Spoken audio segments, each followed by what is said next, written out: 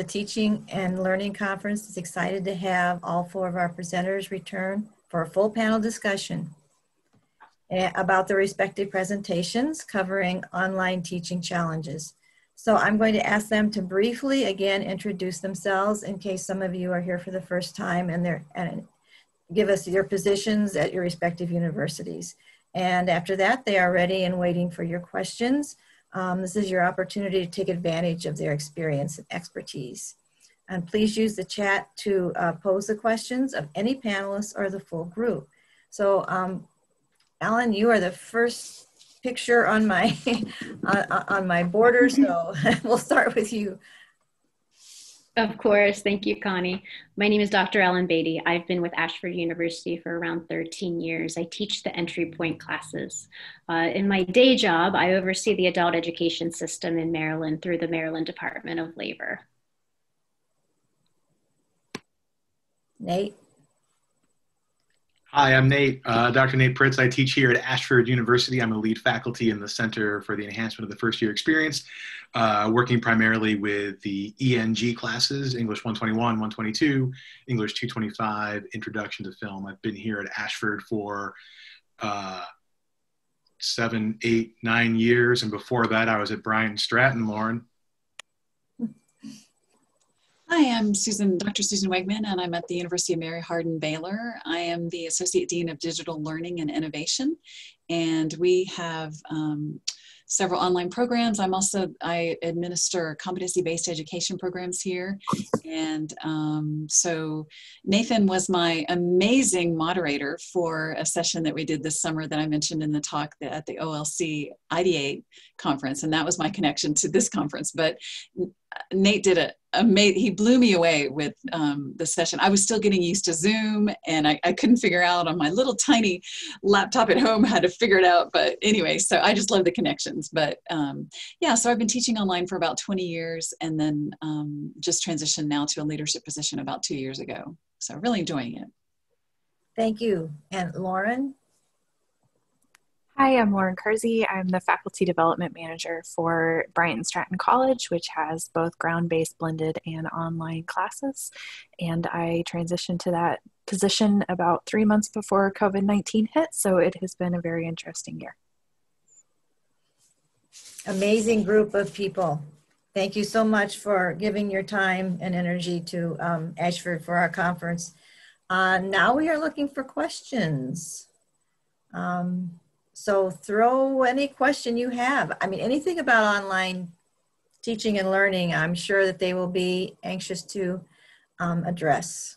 Actually, I have a question for my fellow panelists to get us kind of started off, if that's okay. Absolutely. I was curious about the consequences of COVID. What do you think, of our remote teaching? What do you think is going to be some lingering things that we see in online education? I'm gonna jump in because my answer is partial and incomplete. So I'm happy to just throw out some wrong-headed thinking.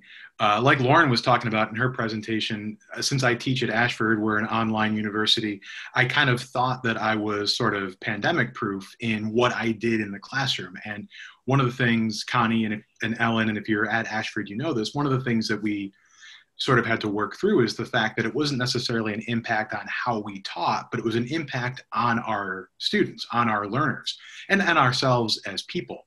And so one of the things, I don't know if I can make a prediction to answer Susan's question, but I think I can hope that a broader understanding of the whole person in an online classroom, of the whole student, of the whole teacher, is something that's going to stick with us as we, continue to navigate things like due dates, technological access, and, maybe we can just all be nicer and kinder going forward. And definitely, I would say more accepting of challenges that students express. And I know many of us question some of those challenges as they come in, but I think we have to use a believability quotient, and we have to be adaptable, perhaps more adaptable than we've been, to accept problems that they encounter and give them more time and maybe more of ourselves, more information to help them get through what they face in life. Susan, I would add, oh, sorry, Ellen, go ahead. Oh, no, go ahead. I was going to say, I think it's raised a lot of access issues. That's something that's been close to my heart from the very first week that we transitioned to remote. Online, even with this kind of understanding that our online division would check and make sure that the students had the appropriate technology, they still had access issues. And so this real understanding that it wasn't just students, it wasn't just faculty, a lot of people right at the very beginning either didn't have technology or reliable internet to be able to participate fully in the online experience. And I think that that surprised a lot of people. There is a question in the chat. Does anyone have any experience and advice working with young learners online? And looking at the digital divide, at Ashford we have 18-year-olds and we have 60-year-olds, so that is a reasonable question. My classroom experience is K12, and so I spent 10 years in the public system, and so not that I have online experience there, but you know, I'm cautiously optimistic that because I think our K12 teachers are amazing. I think they're doing a phenomenal job for the most part of the stories that I hear anyway. But I think we have some work to do.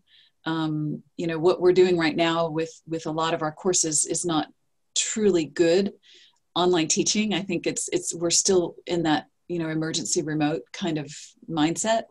So, you know, I worried a bit about the experience that our K-12 students are getting, frankly. But I do think that there's some hope, because I really appreciate the fact that, you know, listening to what Ellen was talking about with our stress responses, what I love to hear is that, again, you know, there's been some really good research there, and we know what we know, and we can act on that, and we can support those who are really having trouble, and identify those who are having trouble and really come alongside them and support them. So Ellen, what were you going to say about the other questions, some issues? It actually aligns with both what you were saying and what Connie was saying. I think that that the whole global pandemic has just made us more human in general. So Connie talked about giving more of ourselves. In my day-to-day work, I've seen traditional education approaches moving to the online in the emergency remote situation all across Maryland. And one of the things that I applaud all of our faculty members for is this exploration of new tools and new ways to approach students, because there's this feeling that even though we're distant, that we can come together around this common purpose. So our common purpose always is to bring forth learning and personal growth. And whether we're working with faculty members or whether we're working directly with students, this idea of we can be human in the classroom is just, I think, one of the beautiful things that will come out of the COVID-19, hopefully just year, just 1 year. Yeah. I totally agree. I have a question for the panel. The series has been about faculty and the faculty being overwhelmed and needing self-care. And our students are in the same situation. As we all know, how do your respective universities approach the teaching and learning for students who are also facing the very same challenges? Is there anything different, anything being done to help the students themselves? Well, I can start. We just actually tomorrow I'm giving a presentation to our faculty body about a survey that we gave to all the students. We had 900 student responses, which I thought was pretty good for our student body. And we asked them questions about, their experiences this term. Again, we're doing the all three modalities in one. And so they've had the opportunity to, take every course asynchronously if they needed to, but for the most part, well, they've taken advantage of that for sure. And so the results that we're seeing, I think in part, I'm really happy that our institution has given the students a voice. And then in another way, I can't wait to see how many of our faculty will actually log in tomorrow. It's through our Center for Excellence in Learning and Teaching. And I'm hoping that we have a huge number of faculty, because that'll really show me that they really do care. They really want to listen to what the students have to say. But the number one thing that the students reported on the survey that we provided was that they liked the flexibility. They liked the option of being able to go asynchronous if they needed to. And some of them were funny about, they said, I'll do better next semester, because we asked them about their student learning. In partnership with the student survey, we also gave the faculty a survey. And they were most frustrated by so many asynchronous students, because they said their face-to-face numbers were so low that they felt like, they weren't really teaching. So again, giving them a voice, I think, is one thing our institution has really done well. And this is the second survey we've done. We did one at the end of, I think, the second week. And then now we did one just 2 weeks ago. We're also modifying for next semester based on those results from both surveys. And I'm not at liberty to say exactly what we're going to be doing, but I think both faculty and students will appreciate the modifications. So, but again, making use of things like Zoom, using we use Canvas as our LMS, and making sure that both of those are really as robust as they need to be, and training the faculty to be really well versed in that, as well as other things, using Padlet and Kahoot and other just kind of engaging tools as well. I completely agree with Susan. And from the very beginning, we've been talking about compassion in the classroom and really amping up the social presence that, once again, Susan talked about during her presentation. And by doing that, very early on, I started asking a question when we would talk either individually with faculty or as the group, is what you're doing helping your student be successful through a pandemic, or is it making it harder for the student to be successful through a pandemic? And part of the overzealousness that I talked about in my presentation came across as policies that helped the faculty member maybe have really clear definitions or really clear boundaries, but then were so restrictive that the students were struggling. So if they couldn't meet a deadline and your late policy was 24 hours, does that make sense in a pandemic? Does that make sense when we're all sharing technology with other people? Is that really the line that you want to draw in the sand? So being student and classroom focused and really, really talking through social presence in a way that we've mentioned it in the past, but that became the focus over the last 8 months, I think has helped our students weather it, because it has allowed for that compassion to be front and center. Just to follow what Lauren was saying, I think it's just the perfect time to start reevaluating our processes and how we conduct our business of teaching and learning. Are things in place that are supporting both our faculty members and our students, or are they antiquated ways that we've been doing it for the last 30 years? So I think this has been a perfect time just to reevaluate what's working and what's not working, and then to make those required changes so that we can support the success of everyone that we're working with. I don't really have anything to add except that, I think that process of reevaluation that Ellen's talking about, just to tie in what Susan and Lauren were saying, I think that starts with just asking people, asking students, how's this going? Asking your faculty, how's this going? And I think somebody shared in the chat much earlier today asking their students, what's one thing that you want me to know that I might not know? And the student's response was that I'm trying really hard. And I feel like when we open ourselves up to those kinds of reflective check-ins, whether it's to employees or to faculty or from the university to students or whatever way it goes, that gives you that opportunity to reevaluate. And I think that's super powerful. I'm taking notes. I'm going to try to do some stuff in class tomorrow. For Lauren and Susan, do you feel you've lost any students by transitioning to online or blended? Actually, no. I feel like we've retained a lot. We are, again, a traditional face-to-face campus. And so now I feel like we've got students that were, timid to come to campus that were able to stay home because we've had, the asynchronous option. So no, I feel like we've really retained a good portion, probably 10%, that probably wouldn't have come back otherwise. So I think it's been a really good thing. Now, moving forward, I'm not sure. I'm hopeful spring will be just as good. Yeah, I'm with Susan. At the moment, we've kept the majority of our students. One nice thing with having the ground-based and the online is that a lot of our students had already taken online courses. And so they were comfortable at least with the LMS. I would say if we lost people, it was primarily due to access issues, like I've been saying this entire time, or just personal preference for learning. And the same thing goes with faculty. If we've lost people, it's primarily been because of personal preference or because of access. Susan sent a question that she thought would be a good one for the full panel to address.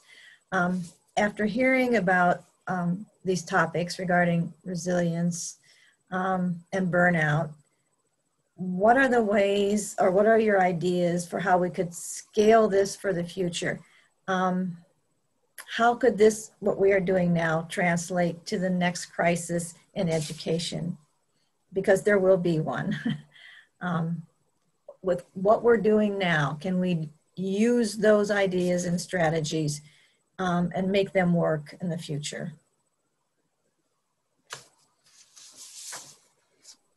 From an administration level, because that's where I am now, that was one of the first things that I did about a month into this whole thing.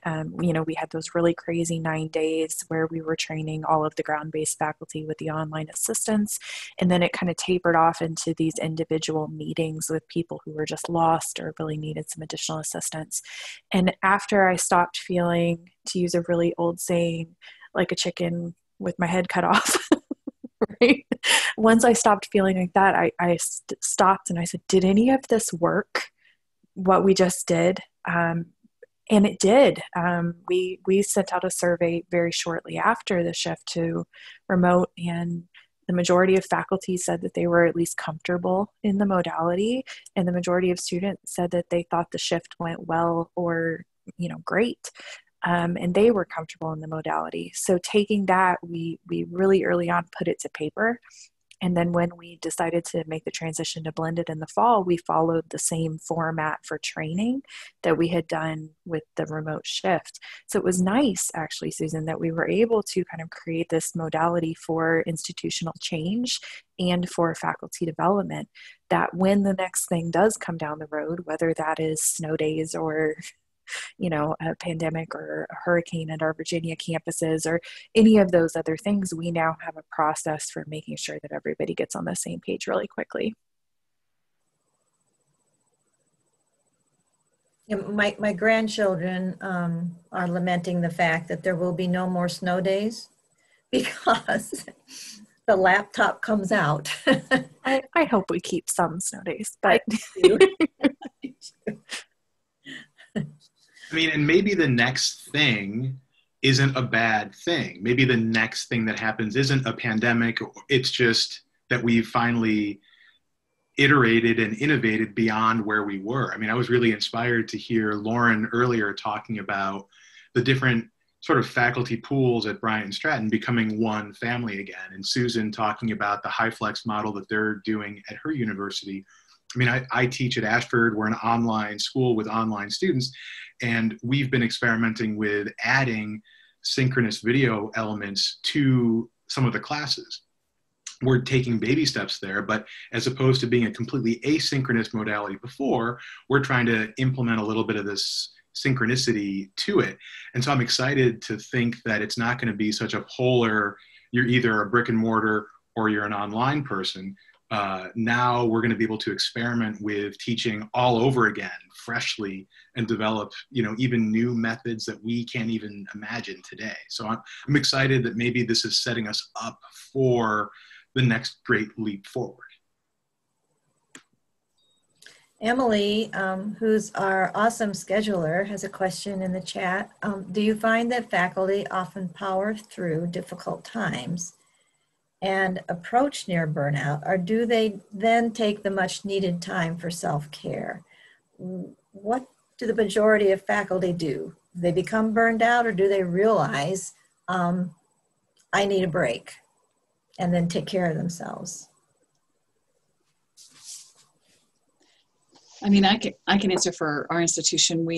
I really saw a mixture. In our CVE programs that are fully online, we have a student success coach, and she's wonderful. She deals with students, but one of my faculty members reminded me that maybe I was the success coach for the faculty during emergency remote teaching. And so that really resonated with me, that, all of my announcements on the Canvas resource page, for example, I needed to see myself as a success coach, as someone that was a cheerleader and talk about social presence. I tried to become not toxic with it, not toxic positivity, but just to be real, to say, this is what we're facing, but let's be practical. How can I help, kind of thing. And so I saw both ends. I mentioned the professor who would grab her dog and do the announcements. She was the same professor who admitted to me she was approaching burnout. And so we had a long discussion through Zoom one day, just she and I. And it made me realize, faculty are struggling, even though she was doing great with her class. She was watching her own children deal with high school and college work, and one of them not doing very well, And so I think it's a really good question. It really depends on the faculty member. And, Ellen, in your presentation, I was really curious about seeing those stress responses and seeing, because, man, I think we can all relate to that. You can bet, I think all of us are going to teach our peers that one breathing idea. But I think it's so critical that there are, again, things that we can do. And that's under the issue of self-care.